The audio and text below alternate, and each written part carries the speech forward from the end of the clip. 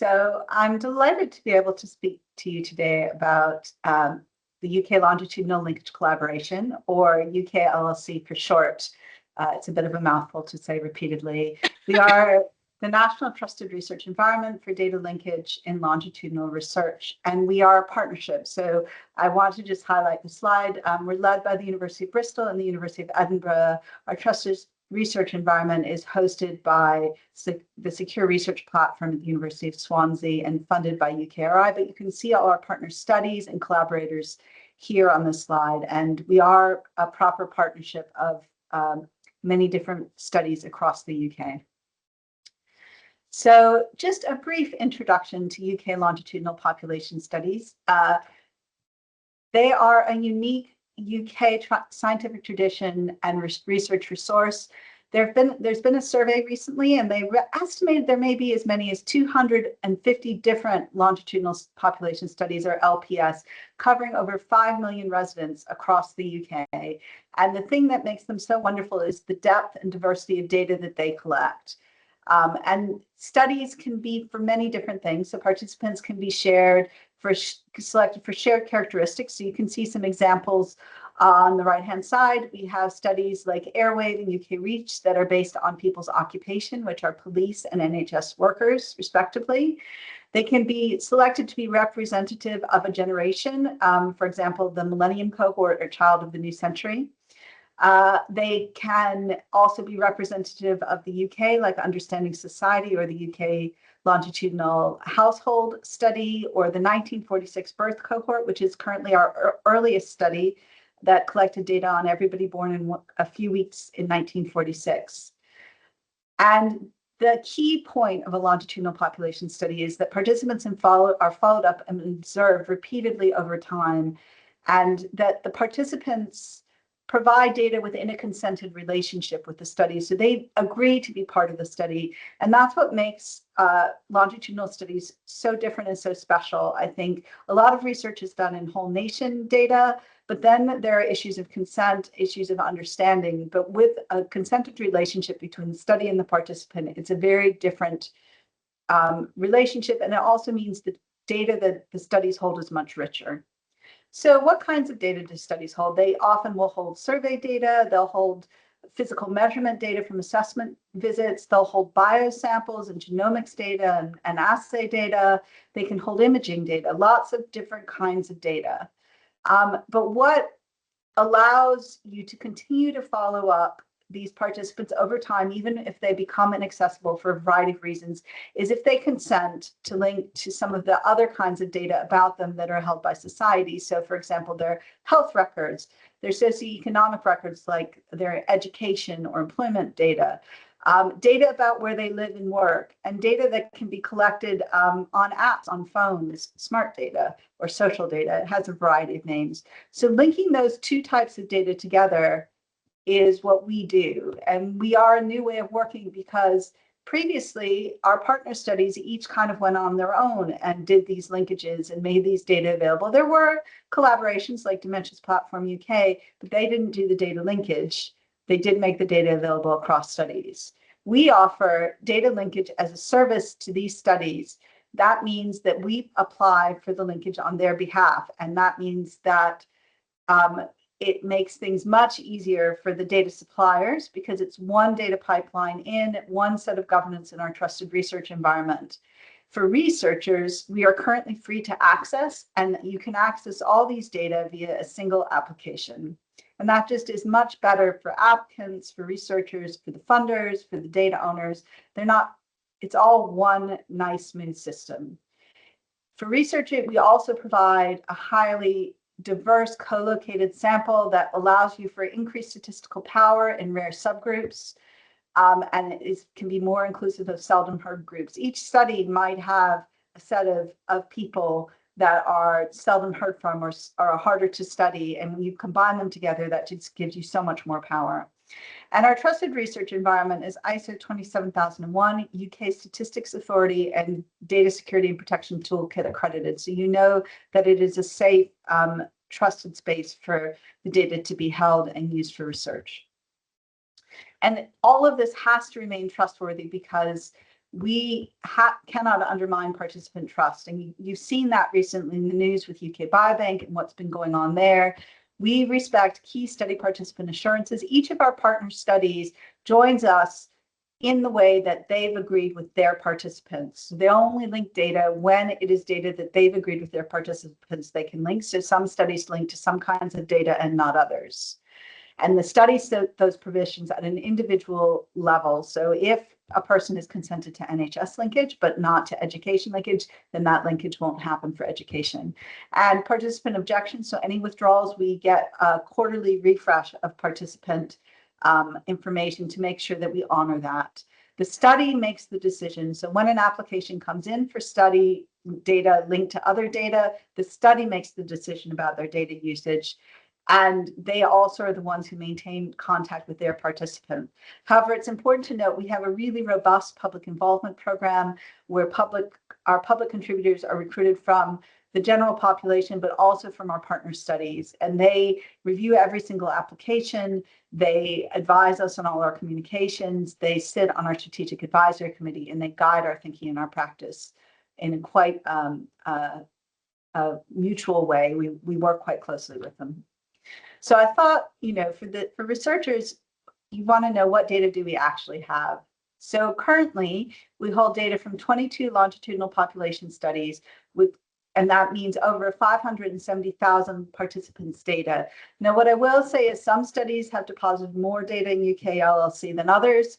And if you are looking at our longitudinal population study data on behaviors and aspirations or socioeconomic variables like the self-report of salary, for example, and we have some genomics and other omics data in the research resource as well, and you look at the LPS you're interested in, we don't have that particular data set you want. We do work with the studies to make that data available in UKLC. More and more of studies are depositing the vast majority of their data into UKLC, but some studies hold such wide-ranging data sets, it doesn't necessarily make sense for them to deposit at all. We also hold health records, NHS records, primary care, secondary care, hospital records, mental health, and I'll go into a bit of more detail about these. Currently, we hold them for England, and the Welsh data is in the TRE, but not quite available. The permissions are in place for Scotland, and we expect to hold that data by the end of this year. For primary care data at this time, we do not make it available except for general practice for COVID-19 research. So unfortunately, that is a restriction placed on us by NHS England. We are in negotiations with them to change it for all consented participants. And we're hopeful that our next data sharing agreement with them, which will be signed in March of next year, will include GP data for research in the public good more generally. We are expecting to receive data from DWP and HMRC in the near future. So by near future, I mean July, August, so that is pretty close. And I'll go into a bit more detail about that kind of data. We also hold place-based data on air pollution, noise pollution, green space, and I'll again go into much more detail about this in the next few slides. So these are the NHS England data sets we currently hold. So you can see we do hold the full range, and one of the ones that's quite exciting is the talking therapies for anxiety and depression data set, or IAP data set, and that data set has previously been difficult to access and is available in the UK LLC TRE. We also hold a lot of COVID data sets. We were created as part of the COVID response to the COVID-19 pandemic, and these data are only available for COVID-19 research. And currently, that does include, as I mentioned, the GDPPR data set. And these are the data sets we will have available imminently. As I said, the data has been received into the TRE already, so we expect them to be available in the next few weeks. From NHS Wales. And Welsh GP data is available for general purpose research. For NHS Scotland, there are different data sets than there are for England and Wales. And you can see that we will hold a vast array of data from Scotland, and the Scottish data goes back slightly further than the English data. And we will hold data like A&E and Scottish ambulance service data and dispensing medications data. For environmental exposure data, you can see that we hold air pollution on NO2 and fine particulate matter, and noise pollution, which is modeled from traffic and other emissions, green space and greenness, including walkability. And by the end of this year, we expect to hold public transport accessibility indicators from the Urban Big Data Center, more air pollution data and light intensity at night data, and not only green space, but blue space and gray space from Expanse. And we have the potential to link to wider exposures such as temperature, precipitation, pollen, and UV exposure. We also hold other place-based data, and this is supported by funding from HDR UK. We hold data on neighborhoods, including indices of multiple deprivation and urban-rural divides. We hold property data like energy performance certificates, and anything linked to property or UPRN, postcode, LOSA, MSOA, etc., could be linked in our trusted research environment. If any of these kinds of data, any of the place-based data that we don't, if there's one data set you're interested that we don't hold currently, you can put in an inquiry for us to ingest them into the UK LLC trusted research environment. However, there is a charge for this, so we are free to access, but if you want us to add data to the trusted research environment, we do need you to pay for that. So you should take a look in UK LLC guidebook, and I'll have that link again later in the presentation, that can show you exactly the details and data dictionaries for all of these data sets. So we're very excited about having linkage approved and underway for DWP and HMRC data with support from ADR UK and the ONS. The coverage varies for these data sets. Some of it is UK-wide, some of it is just Great Britain. But you can see here that we'll be having data on earnings, tax, employment, pensions, and tax-linked benefits, income tax benefits from both HMRC and DWP. And for Department for Education, for England only, so that is England only, we are in negotiations for that linkage, and we expect that agreement to be in place in the next few months and the data to flow soon thereafter. And we're fairly confident they will be provisioning this data because they are looking to deposit their longitudinal studies into UK LLC as well. So we will hold new studies from the Department for Education, which is quite exciting also. So just to give you a bit more detail on how these data are going to be made available. First of all, just to say that we're doing a phased approach. So we have these 8 early adopter studies you can see on the right-hand side. They are nationally representative and across multiple generations. And you can see there is a cluster of millennial people in these particular studies.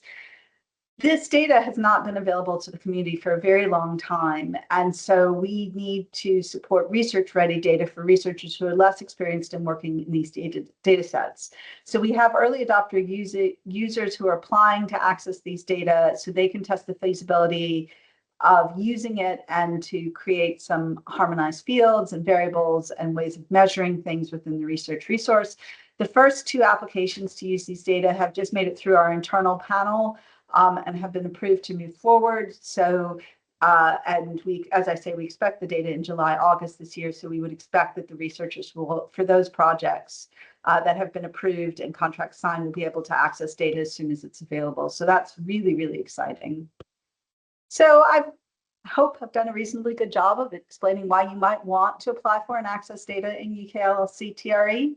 So I'm just going to give you a brief overview of how to apply to access it. So as I said, it's a single application to access data from the 22 longitudinal population studies linked to all this data, and it's regularly refreshed. We provide a consistent application and review process and fast turnaround times from submission to decision, and we balance safeguarding data, and it's free to use. So we generally recommend that you go to UK LLC guidebook in the first instance to see what data we have. Then if you think you have a research idea that you want to do in UK LLC, you go to our application system, which is called Apply. You register for Apply, and then you go through stage 1 of the process. Stage 1 is submitting an expression of interest, which is just us checking that it's feasible for you to do your research in UK LLC.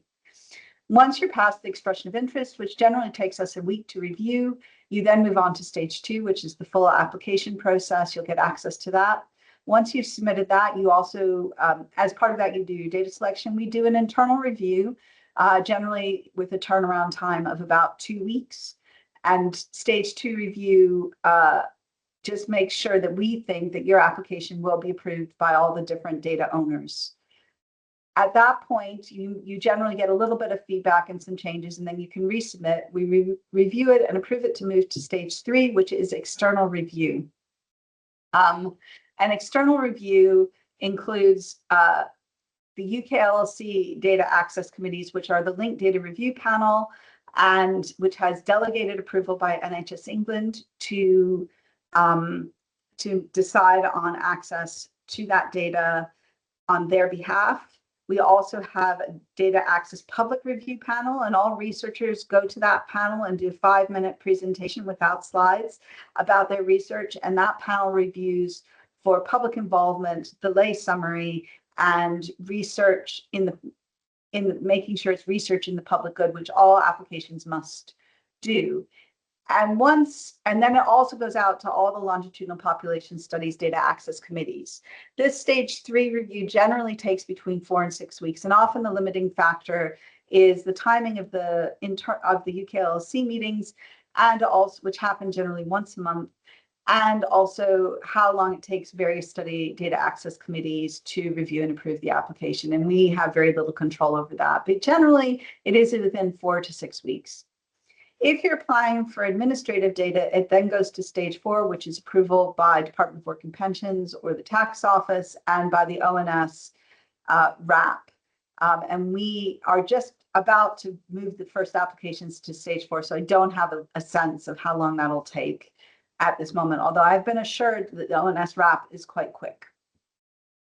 Once that's done, you will then get the data access agreement to get your institution to sign, and each user in the trusted research environment must sign a data user responsibility agreement. If there's more than one organization accessing data, then we require each organization to sign a data access agreement.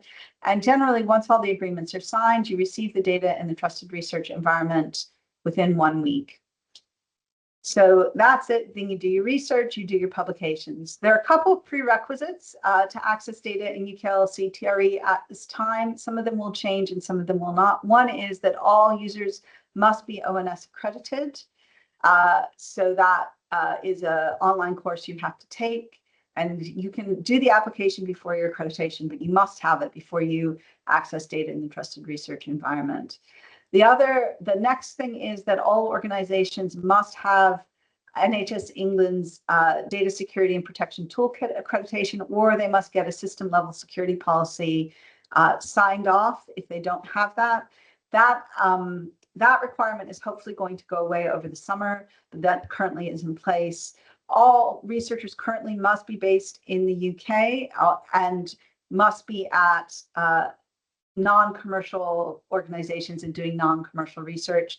We are looking to open up to more international access and also to commercial research in the public good, hopefully in the next NHS England data sharing agreement. So if you want to find out how to apply and see our data documentation research resource, go to UK LLC Guidebook.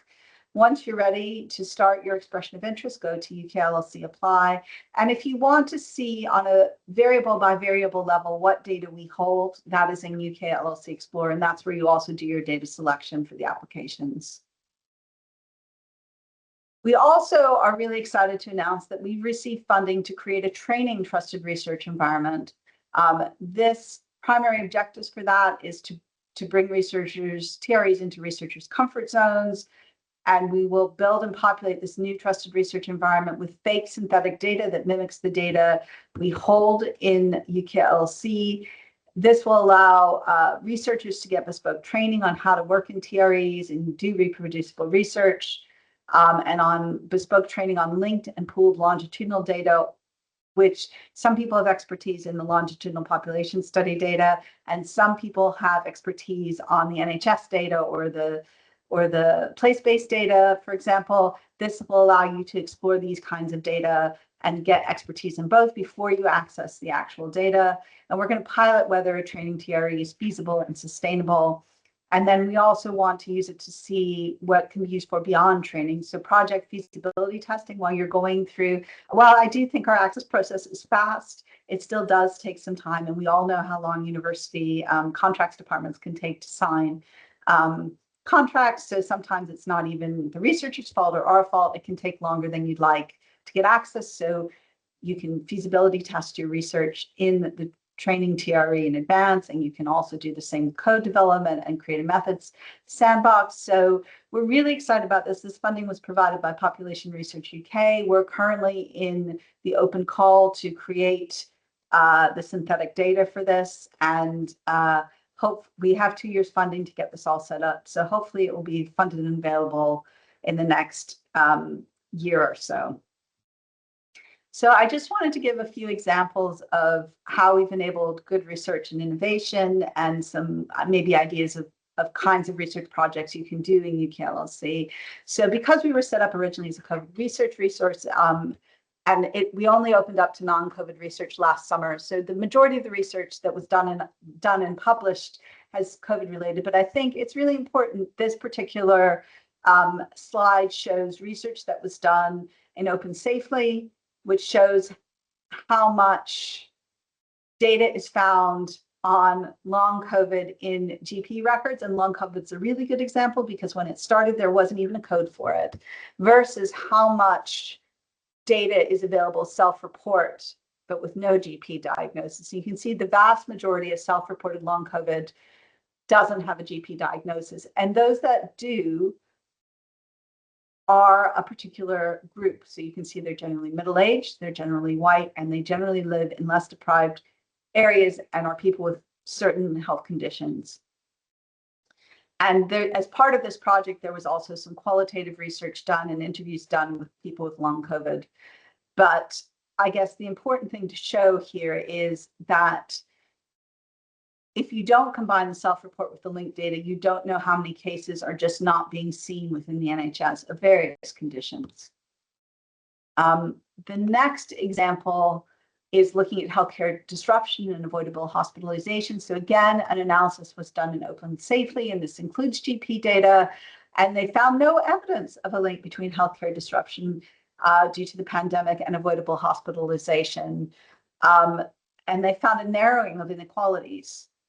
And then when they did the same analysis using self-reported disruption measures, they found that there was reported disruptive access, and there was an increased risk of any acute and chronic sensitive hospitalization. So you can see here that having self-report, having reported by participants, by members of the public, that adds a whole level of data to your analysis that you just can't get access through routine records, which aren't designed for research.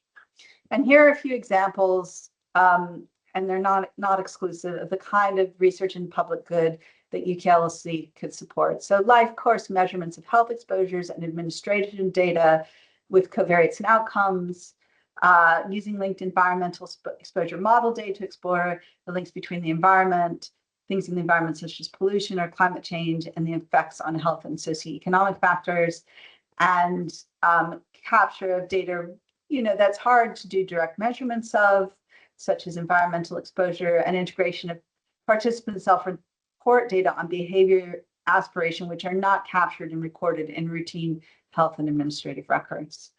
So just give a brief overview of where we plan to go next. So our aim in the next few years is to have more than 35 studies and more than 2 million participants. And currently we are reviewing applications to join UKLLC. We've been funded by Population Research UK, not only to create the training TRE, but also to onboard more studies into UKLLC that will enhance the range of different kinds of people that are covered, just the sheer numbers and the the 4 nations coverage.